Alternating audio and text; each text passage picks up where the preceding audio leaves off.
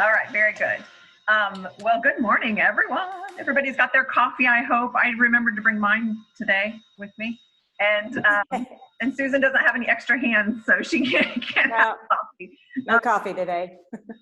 But we're back for another version in our series of the update on the arts and culture in the Wabash Valley, and super excited that you're all back to join us. Today we're talking with Susan Tingley from the Vigo County Historical Society and Museum. And of course we have Rebecca Shake here with us. Rebecca's our residency counselor at Westminster, and she's also our tech guru and our communications monitor on the Coffee Talk series. So as she said, she'll take your questions if you type them in via chat, or if you raise your hand, maybe a little bit like later on in the session today, we can allow you to ask your own question and put it in your own words if you wish. So anyway, let's get started. We're at the museum, and Susan's figured out how to show herself on the screen, plus give us a little tour of some of the exhibits, which is really exciting and different for our Coffee Talk. So this is awesome, Susan. Thank you. Thanks, I'm glad to be here. Mm-hmm. Tell us, I guess, first a little bit about yourself and how you got involved with the Historical Society in Vigo County. Well, I've been with the Historical Society for almost 7 years. I came on board as a consultant for fundraising. It was only supposed to be a short gig, but I ended up loving the organization, and the idea of bringing a new museum downtown was so interesting to me. I ended up staying and worked hand in hand with Mary Lee Hagan, who was the executive director here for 25 years. And she taught me so much about local history, and I really, really did get excited about working on a larger scale at the new museum. She had asked me to consider following in her footsteps as the executive director when she retired, and then the board actually asked me the same thing, and I said yes. So that's how I got here. It's been an amazing journey getting this new museum open. That pretty much consumed me for the last 7 years, doing the fundraising, working with the architect and the engineers and the contractors to design and build the museum out here in the Ehrman Manufacturing Company building. That was going to be my question. So how many years in the making was the new space? And it sounds like it's been quite a few years. Well, the largest number of years was spent in fundraising. The society purchased the building before I came on board in December of 2012. It was the perfect building. It had housed the, most recently before the society owned it, it had housed the, I'm drawing a blank. It was the furniture store, Glidden Furniture Store. And that was here since 1970. So, a great number of years that it was the Glidden Furniture Store. A lot of people will remember coming to Glidden's to shop for furniture. They had multi-floor displays and a really cool old elevator that could be a little scary to ride, but it was a great store to come to downtown. They sold the building to the Historical Society. Prior to Glidden's, it was another furniture store, Fair Furniture, or Furniture Fair. And before that, it was a wallpaper store. But before that, it was originally built in 1895 for the Ehrman Manufacturing Company. And they were here until somewhere, I think, in the 1930s. And so this building housed mostly women working at sewing machines, sewing work clothes and overalls. And we learned a little bit, did you say the Ehrman, this is from the Max Ehrman family, is that right? It is the Max Ehrman family. It was his brothers that had this. His brothers had their hand in a lot of different businesses. Emil Ehrman was the manager of the owner, basically, of the Ehrman Manufacturing Company. And Max actually worked here in this building. He was an accountant and attorney for the Ehrman family, for the brothers. some of my research shows that he didn't particularly like working here. It wasn't, you know, he preferred to be in a corner writing. And so we like to think that there were corners in this building where Max Ehrmann probably sat and wrote some of his poetry and prose. Very cool. So what's your favorite part, I guess, about your job and about being the executive director there? I think my favorite part is probably all the friends that I've made, people that enjoy history. There are a lot of people who like our local history. I love talking to people when they come into the museum.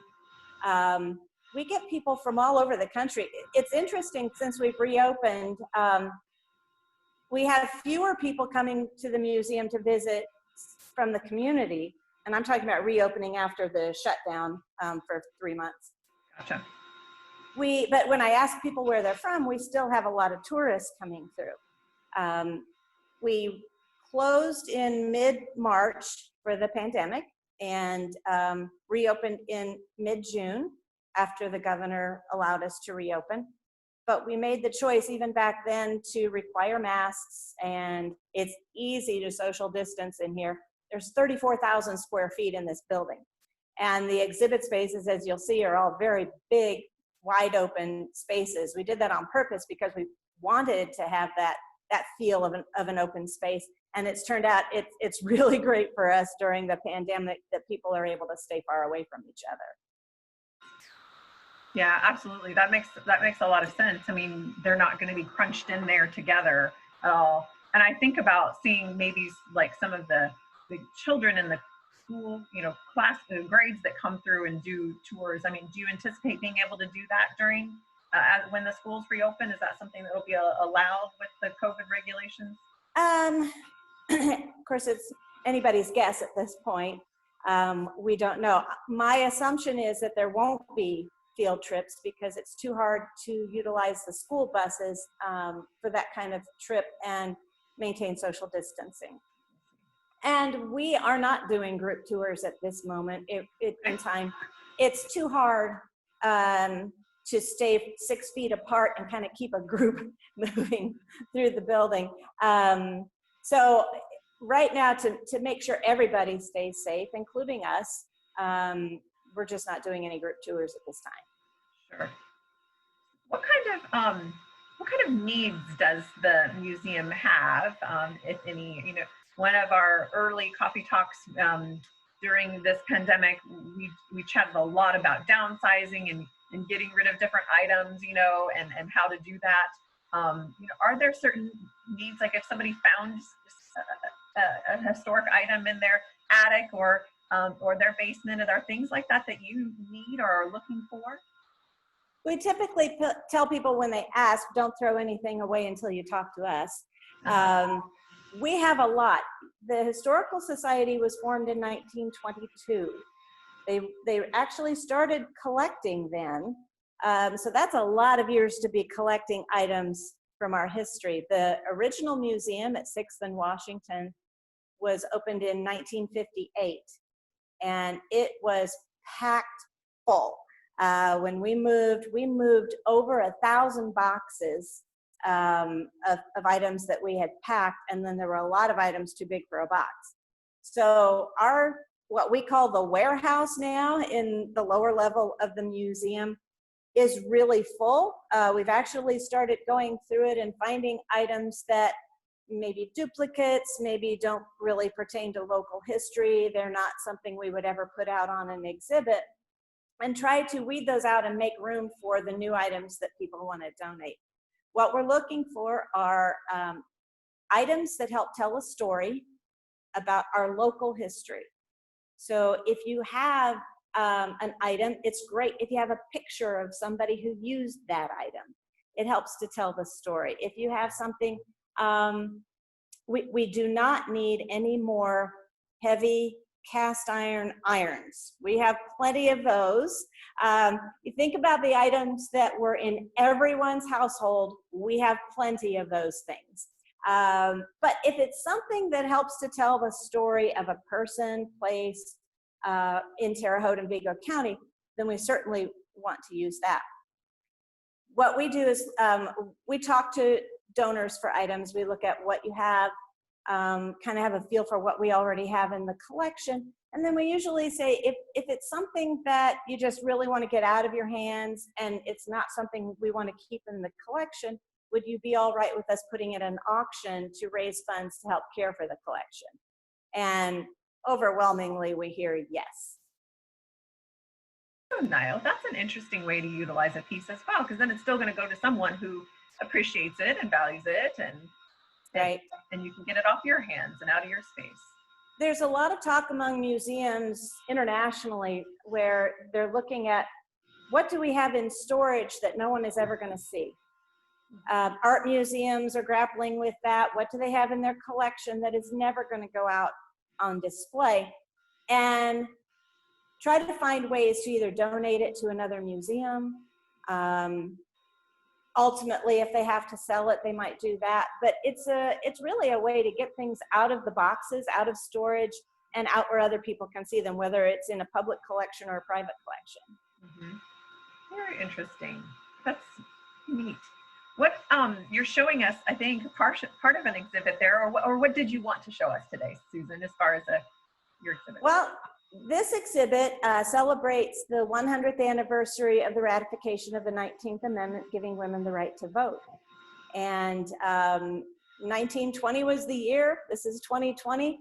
How could we not have an exhibit that's a major milestone for women, and it's and for our society as a whole? And it's also not that long ago. I mean, there are people here on this Zoom call that probably had mothers who shared stories about their first time voting after the 19th Amendment passed. My grandmother would have voted, or at least would have remembered women getting the right to vote. So it's a timely exhibit, and also a lot of people don't know about our local history with regard to suffrage. So we created this exhibit it was ready to open in March, and then we shut down. So nobody saw it until now. We're actually making a few changes because we're working with the League of Women Voters to bring in some more information that they have. It is also the 100th anniversary of the League of Women Voters, and they have a wonderful timeline that I'm working on getting prepared to hang on the wall here, so we can tell the timeline of the League of Women Voters in Vigo County. Again, we're trying to stay local. We tell the overall story of suffrage, but it's interesting to learn about the women and men who participated in the suffrage movement. And are there particular individuals who are featured in the exhibit here? Sure. Do you want me to start to take you guys around the exhibit here and show you what we have? Let's do it. All right. So let's see. We have, when you walk in, let me come back out here and you can see what it looks like as you enter this exhibit space. We have our current exhibition, Vigo Women Vote 100 Years. And we start to tell the story here of Vigo suffragists. And I'll just read this to you because it's kind of hard to see on here. There were many local women who fought for women's rights, and in particular, the right to vote. Some were public figures, some were in the background. Some were white, some were African American, but they all worked in their own way to bring about votes for women. And after the 19th Amendment was included in the US Constitution, they continued their work to ensure that women exercised their right to vote.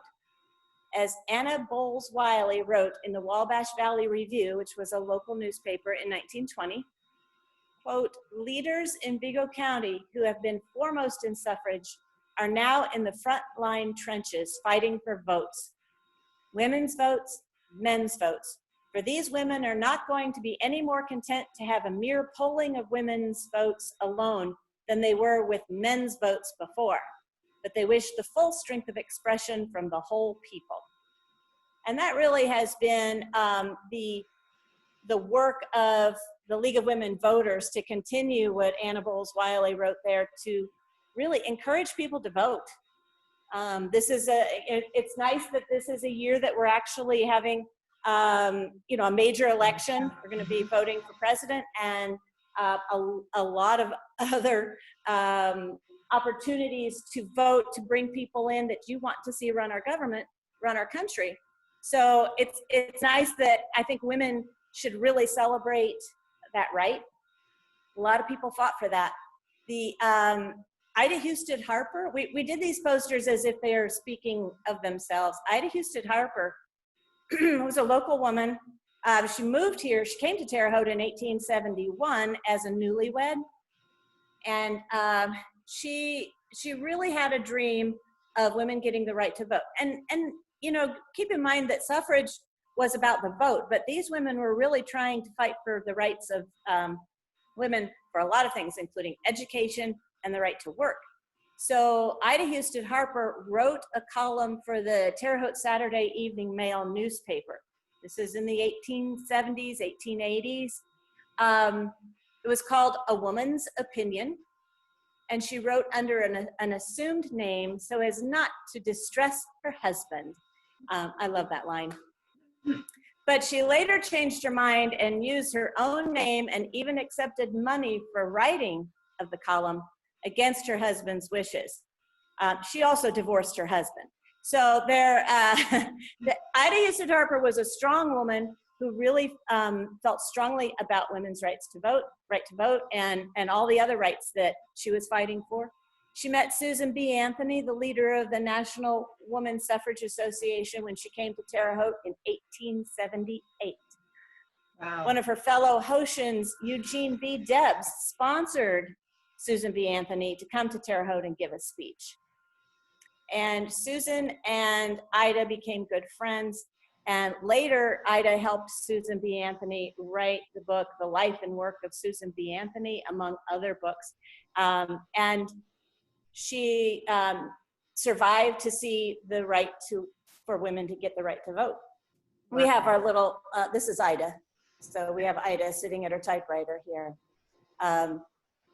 Mary Lee Hagan helped us set up this exhibit. She is a miracle worker with mannequins. So she still volunteers here, and we make sure that she definitely dresses our mannequins. She's so good at it. And then we move on to Grace Evans. Grace Evans arrived in Terre Haute in 1915 with her husband, Fred Harris Evans, and her daughter. And Fred went to work with the Terre Haute Police Department. Grace Evans was African-American. Black women had a whole different challenge during suffrage. We also cover the African-American woman suffrage. What they went through was different than what the white women went through. And unfortunately, they really, you know, the right to vote was passed in 1920, but really only white women were able to vote because of all the restrictions put on African Americans at the time. But Grace was instrumental in working in Vigo County in Terre Haute with a group. It was called the National Association of Colored Women and the Central District Association of Colored Women and the Indiana State Federation of Colored Women. She was a very strong advocate for the right to vote. That right to vote for African Americans continued as a struggle until the Voting Rights Act of 1965 was passed. And at that time, 250,000 new African American voters had been registered, both men and women. One of my favorite people, Bertha Pratt King. Some of you on this call have heard of, or may even have known people or attended the King Classical School. Bertha ran that school. She came to Terre Haute in 1900 to take the position of tutor for Frederick B. Smith's children. She started the school with Mary Sinclair Crawford in 1905. It went on to be called the King Classical School. Bertha traveled on the Chautauqua circuit, where she would travel around in the Midwest mostly, and she would speak in different towns. We have a nice diary where she talks about what it was like in different towns. In fact, I think there's a quote on here. Everywhere I voiced the message that all women needed the ballot, because they were concerned equally with men in good and bad government, equally responsible for civic righteousness. It was my opinion that the politics of the day needed soap and water, broom and dustpan, and it is the women of the country who are best fitted to do the cleaning up. Ida also wrote a book called The Worth of a Girl. Let's see if I can step out of the shadow, get the shadow off. The Worth of a Girl, she wrote in 1916, and in this book, she writes about what it's like for girls at that time to get an education. A lot of them up into that time period were being trained to be good wives. But that, as Bertha said, that didn't take into account the women who didn't end up getting married, the women whose husbands, they became widowed at a young age. What were they going to be able to do for a job? So she not only spoke on these, on the Chautauqua circuit about women's right to vote, but right to an education and the right to work. I love Ida, and another reason I love Ida, she and Max Ehrman were an item for many, many years, and they actually married 4 months before he died of an aneurysm. So they have an interesting love story, and two really, really interesting people. When you read Max Ehrman's poetry and you see his outlook on life, and you think about Bertha and her passion for women and education, I would love to have sat at their kitchen table. I think that would have been so great to hear their conversations. Does anybody have any questions so far? Nope.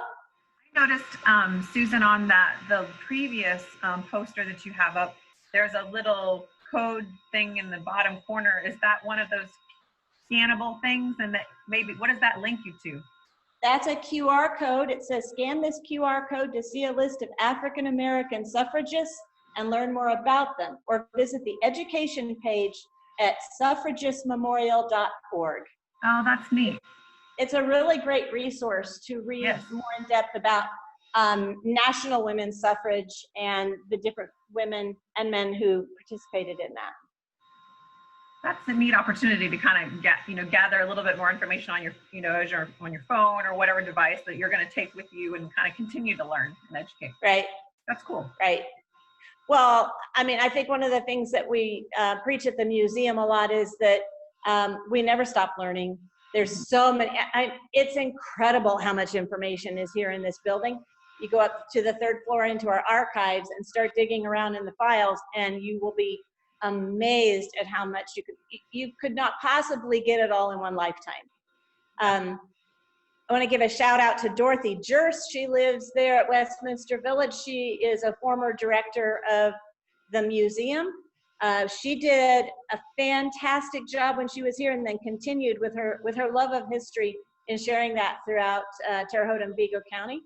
And she still is a great mentor to me when I run into her, which I haven't been able to lately because of the shutdown, but I used to be able to see her on a frequent basis, and she was very, very encouraging to me in my job here at the museum. Helen Benbridge spent most of her life at 213 North 7th Street. In 1904, she started working at the Terre Haute Tribune as a society reporter and later on the editorial staff. But she was most proud of the work she did to help women gain the right to vote. In 1919, she was elected as the president of the Women's Franchise League of Indiana at the state convention. She was proud to serve both her state and her country as a leader in the suffrage movement. Later that year, one of their most important challenges came after the U.S. Congress submitted the 19th Amendment to the states for ratification. The League, under her leadership, had to work diligently to secure pledges from the Indiana legislators to ratify the amendment. So keep in mind that Congress passed the 19th Amendment, giving women the right to vote, but the states had to ratify it. So women were working in each state they had to get enough states to ratify it in order for it to actually become a part of the Constitution. And that was one of the things that we cover here too with the African American women. Unfortunately, because of the southern states, I mean, they were adamant that a lot of people were adamant in the southern states that they didn't want women to get the right to vote because it meant black women would also have the right to vote. So there became a split between the white women and the black women in the suffrage movement. A lot of the leaders, the white leaders of the suffrage movement kind of capitulated to the southern states and said, okay, well, how about if we have the black women and men march at the back of our marches? Trying to lessen the value of the African Americans in the movement in order to get the southern states to pass or to ratify. It was a horrible sacrifice to make, but it's part of our history. We need to talk about that. And Kate Debs, you know, I was surprised. I figured that she would have been a suffragist because of who she was married to. I know very little about Kate Debs. Mickey Moran, who's a local historian, is writing a book with her husband about Kate Debs, which I can't wait for them to finish it because I really want to know more about Kate. But she did share with me, they shared with me that Kate was active, just she wasn't comfortable being out in front of people, not like Eugene was.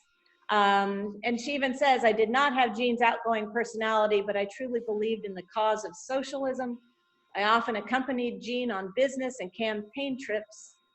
And then she also, in 1910, she wrote, but woman has all the essential qualities of man, not accepting his mentality and initiative.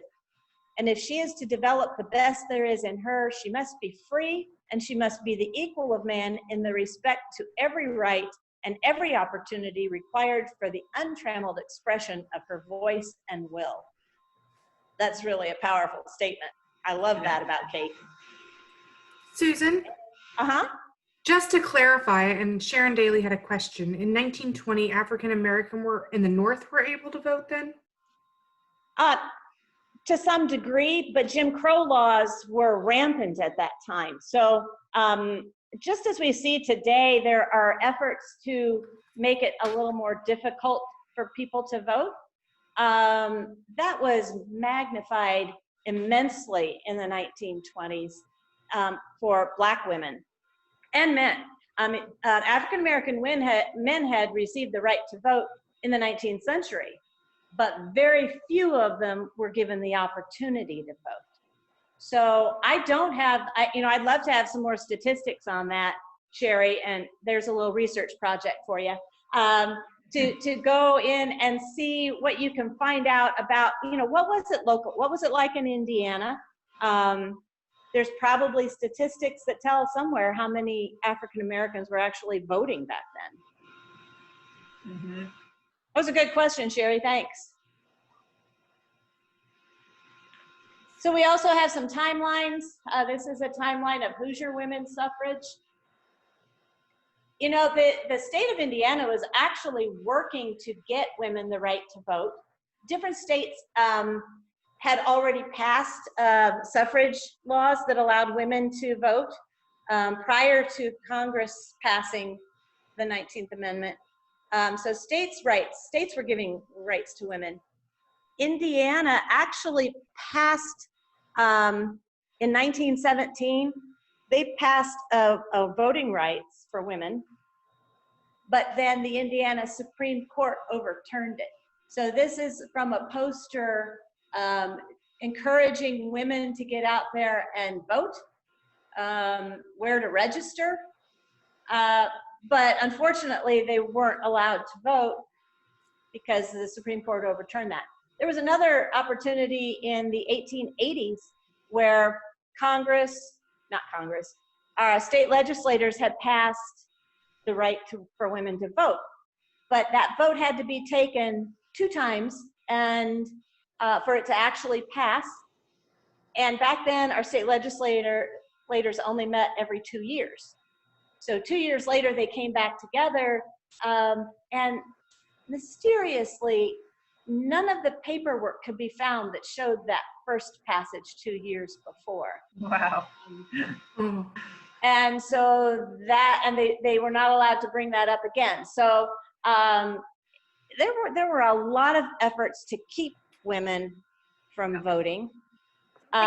This is, like, gosh, like, it's amazing that you can stay, focused and committed to a cause when you face so many different obstacles, and having to stretch it out over a period of time and you don't have any, reward and gratification, of course. Yeah. And a lot of the women suffered greatly for their efforts in the suffrage movement. This is an interesting little grouping of, these were postcards. We enlarged them so you could see them easier. These were anti-suffrage postcards. And you can see by looking at this that there was a real effort to show how awful it would be if women got the right to vote. My goodness, men were going to have to do the washing and take care of the babies. Yes, poor thing. Yeah, but it's this one. Look at this. I don't know if you can see that. I mean, here's a man holding 2 crying babies while his wife is going off to vote on election day. How horrible for the men it was going to be if women got the right to vote. Yes. Wow. So it's something that we kind of, a lot of us take for granted that we have this right, but women, you mentioned that how hard it would be to keep fighting, but keep in mind that there were so many rights that women didn't have. Women weren't allowed to inherit property. Women weren't allowed to, if your husband died, you didn't necessarily get the property. It was a very, very difficult time for women. So that right to vote meant that they could change their lives in so many ways. And I think that it wasn't just about, I want to get out there and vote for the elected officials. It's, I want to get out there and vote to change my life. And that became a driving force for women back then. Yeah, they knew. It's a driving force for us today too. Sure. That was the only way it was going to happen. Mm-hmm. Mm-hmm. By having a voice. Wow. Does anybody else have any questions about this exhibit? If you can get here, it's a nice exhibit to see. There's something else I want to show you in here. This is a nice, and we're going to get a shadow, but here's a photograph of the League of Women Voters. It's not dated, but correct me if I'm wrong.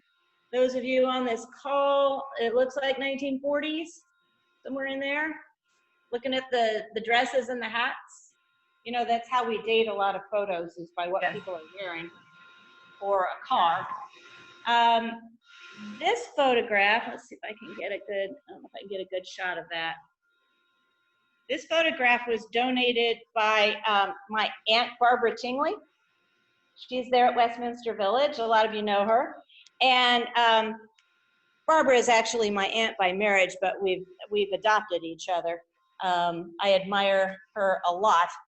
This is a picture that includes her aunt, Ethel Tingley, and Helen Price, and Mary Macbeth, and they were riding in, this was an event it was a parade, motor car parade. An event was arranged by the League of Women Voters on August 21st, 1920. It was here in Vigo County. You just got to come to the exhibit and see this. I can't get a good picture of it. In the background, you can see the fire station number 5 that's at 9th and Ohio Street. Okay. And so this motor car procession celebrated the ratification by the 36th state of the federal suffrage amendment. And in the brilliantly decorated cars rode several officers and members of the Vigo County League of Women Voters, as well as city and county officials and candidates. So these are the kind of things, what a great story. Don't only look at things that you might have, look at your photographs, look at your documents, We have lots of yearbooks. So contact us if you have yearbooks that you want to donate. We'd have to look and see if we already have that yearbook. But people have photographs in their collections they don't realize would be an awesome addition to the museum and telling the stories here. Yes. I'm curious too, Susan, about, so I guess a little bit more of the impact of the virus and things. I imagine you're using some of the time, right, where you used while you were closed down, some of the time to like look through the things that are in storage, you know, kind of start to sort through and go through things there and probably prepare for new exhibits and future exhibits. I also saw something on your Facebook page where it looked like someone is pouring through some old sports videos and footage for maybe for an exhibit as well. I mean, those are the kinds of things you're using this time for, kind of a slower time? Yeah, when we were shut down, we still worked from home, and there were a lot of things that we worked on. One is we've had volunteers since we opened in our archives, and they have been going through our file folders that we have in the file cabinets and writing down every item that's in those file folders. These are paper files, so these are they're newspaper clippings and you name it. There could be a little business card or something in there. So they write down everything that's in those files, and then we have a database called Past Perfect that it's a museum database that we have started entering in all that information to make our files searchable. Where before, and Mary Lee could attest to this, and so could Dorothy, if you wanted to find something, you had to kind of think how the person who put it away might have thought, and what file it could have gone in, what they might have named that file. And then you had to start digging around through the folders. They were in alphabetical order by categories, but it was a lot of digging. Now we'll be able to go to the computer, we'll be able to put in some search words, and it'll tell us what files those items are in, where we could find the information we're looking for. So that's been a major project. While we were shut down, the staff continued to get paid, and we were keying in a lot of that information from home. Our president of the board, Eric Parker, is our IT whiz.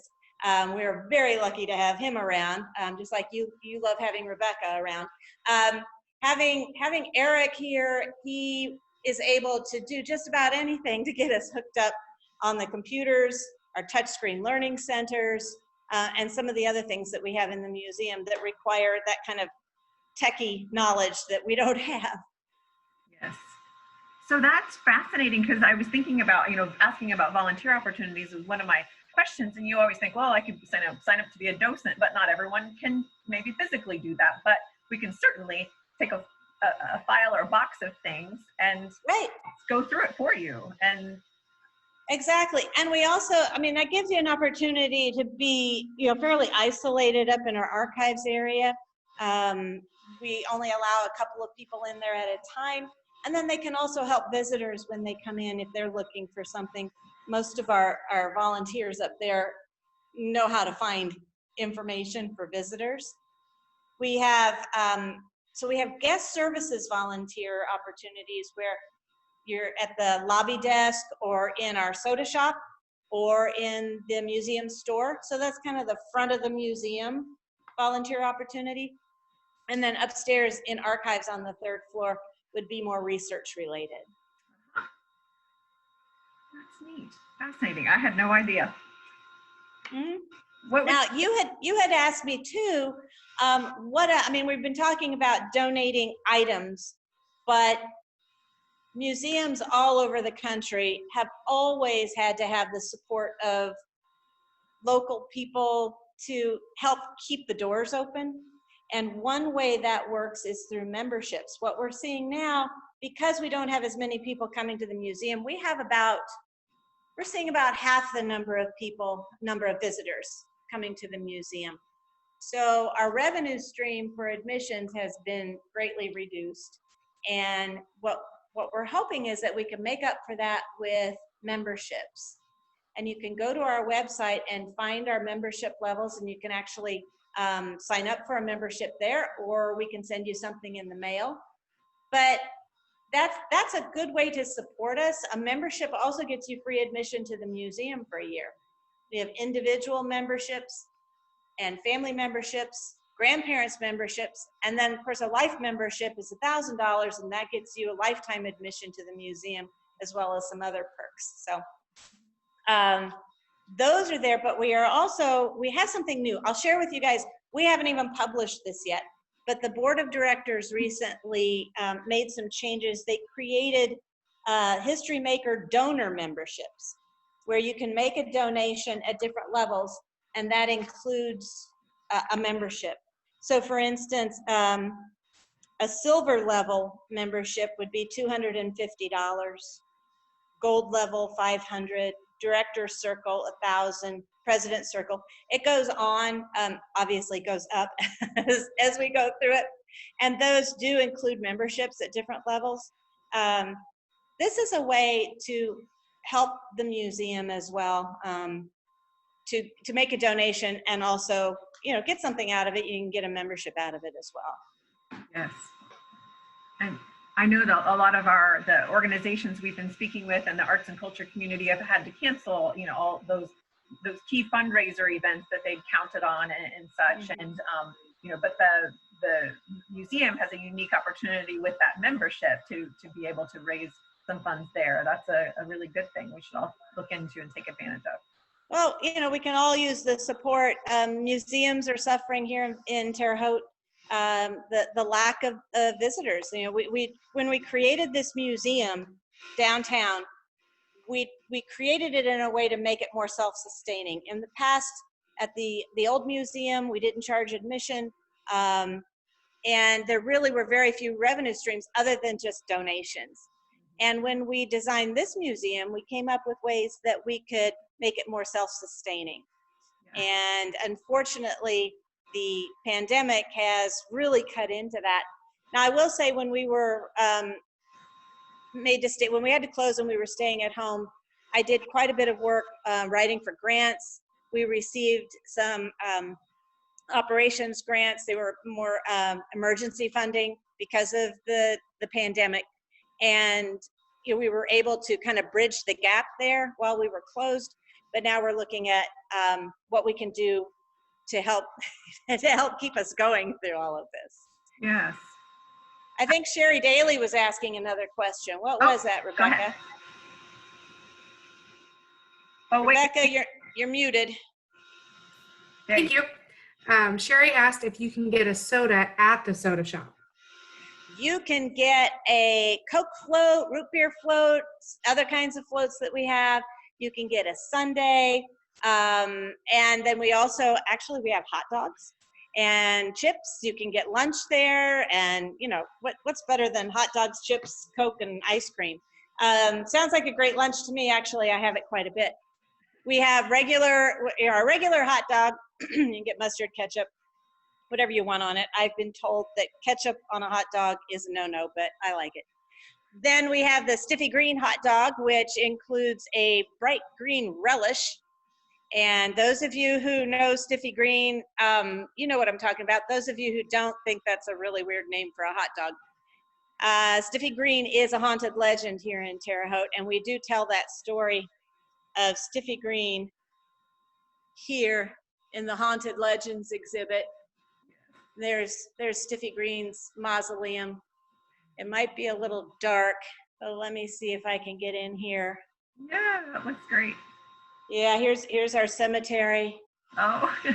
My. And let's see, we've got flashlights here. Some of you remember going out to the cemetery at Highland Lawn Cemetery when Stiffy Green was out there. Here's the mausoleum. And I think I can get this. Let's see if I can find Stiffy Green in there. Oh, that's so cool. There he is. Oh, yeah, you got it. There he is. There's Stiffy Green in his mausoleum. And we also have this portrait that comes to life and tells the story. It gives the the legend of Stiffy Green. We have the Sheets Mausoleum, Preston House. This is actually the mantle from the Preston House. And we have touchscreen learning centers in a lot of these exhibits where you can scroll through, and here's the Faceless Nun. You can open it up and it tells the legend of the Faceless Nun at St. Mary the Woods. So we do have the Stiffy Green hot dog. We also have a Madame Brown hot dog. Some of you know the story of Madame Brown. She ran a brothel here in town that was pretty famous around the country. A lot of people knew about her brothel.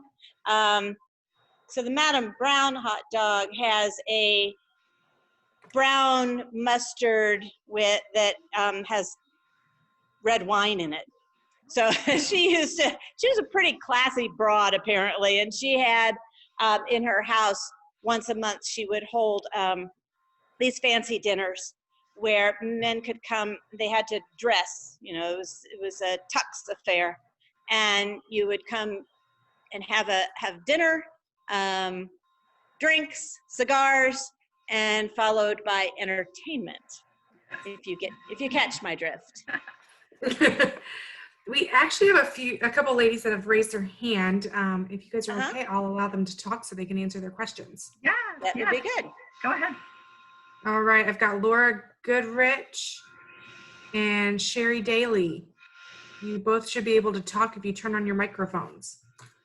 Hello, can you hear me?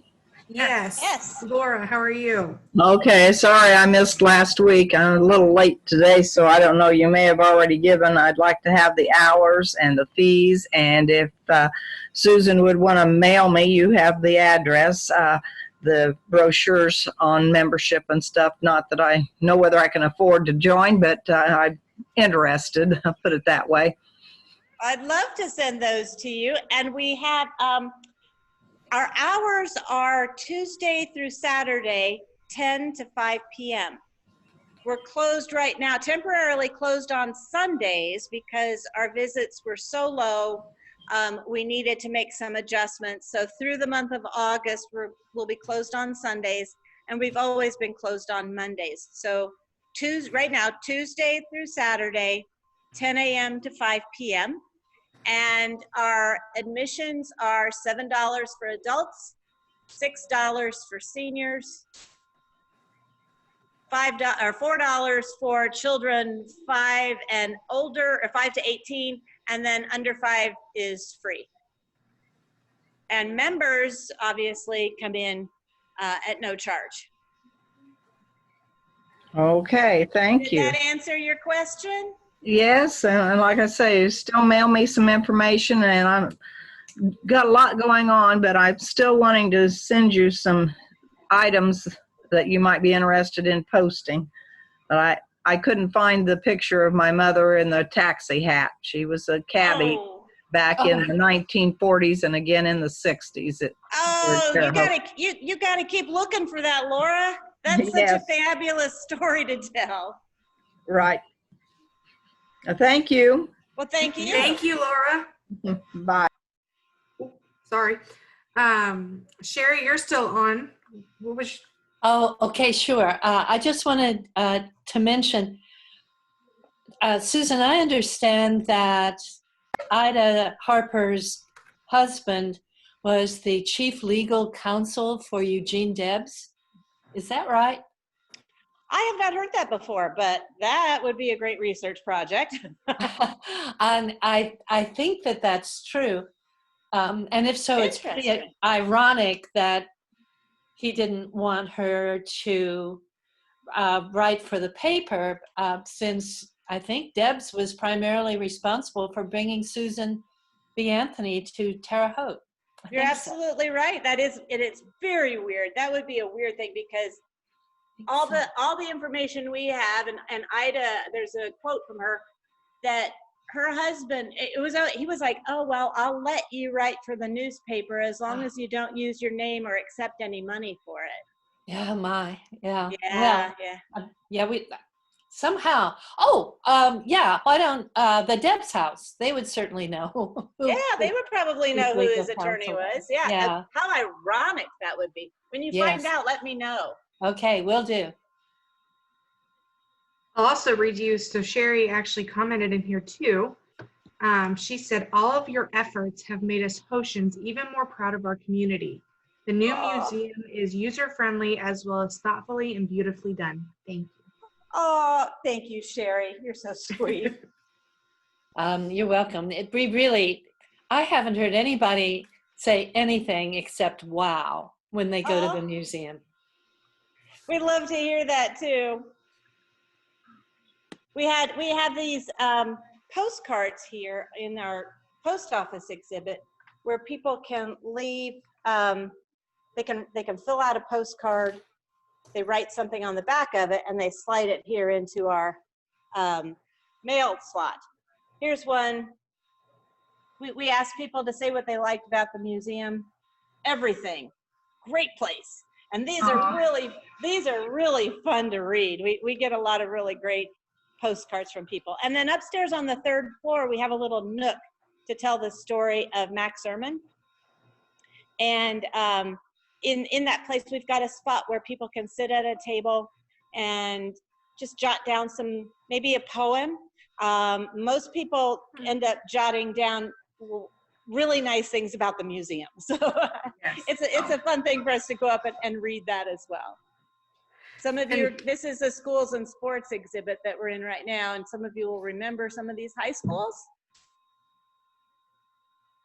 We actually have another question. Sarah would like to know, how often do the exhibits change?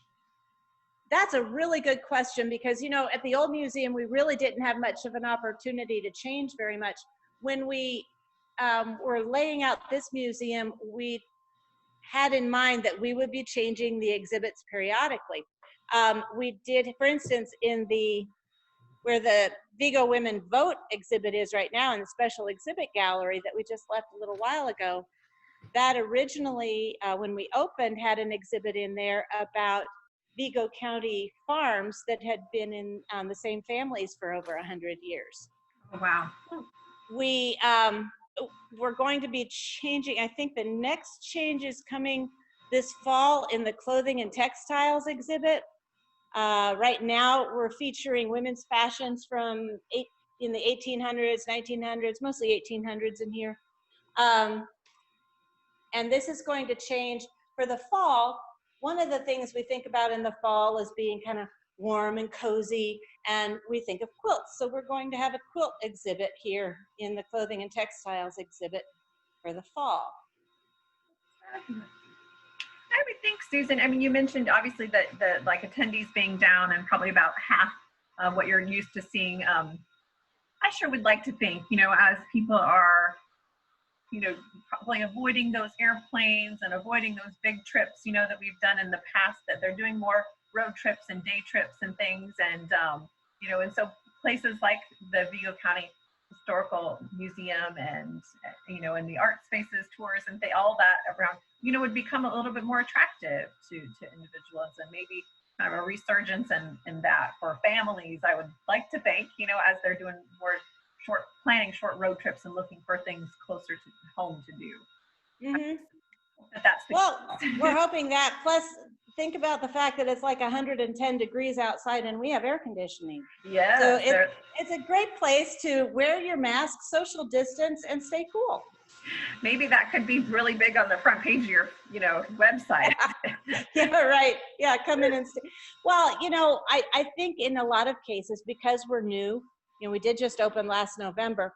Because we're new, people aren't necessarily thinking. We don't come to mind as often as some of the other things people are used to doing. But Terre Haute is a place where I've always said there's more to do than I possibly have time to do. My husband Michael and I talk about that all the time. Whenever somebody says there's nothing to do in Terre Haute, well, up until the pandemic, there was so much to do in Terre Haute you couldn't possibly get it all done. Yeah. Now with reductions, unfortunately, anything that would draw a crowd is not going to. That's not going to be something that I'm going to go to personally. I hate that because I love the theater opportunities in Terre Haute, the symphony, the music, the galleries, the openings, all those things I absolutely adore in Terre Haute. But we can't do those. Yeah. But you can come to the History Museum and you can spend a lot of time just wandering. It's kind of like being in an indoor park for people who love history. I love it. Oh, you did such a great job sharing with us. I'm sure your arm is tired from holding your phone up. Everything. Well, I appreciate you having me. It's been really fun, and it's great to share what we have here with everybody. No kidding. You should be very proud. Very, very good job. I'm going to also next Tuesday, we're talking with Fred Nation from the Swope Art Gallery or an art museum. And so we'll learn a little bit more from him. And then the following Tuesday, we're going to have Mary Kramer back from Art Spaces. So hang in there with us, everybody. The next couple of weeks, we still have more to share on the arts and culture community in Vigo County. And thank you again, Susan. It's been an absolute pleasure. Thanks for having me. See you all at the museum. Okay. Bye, Susan.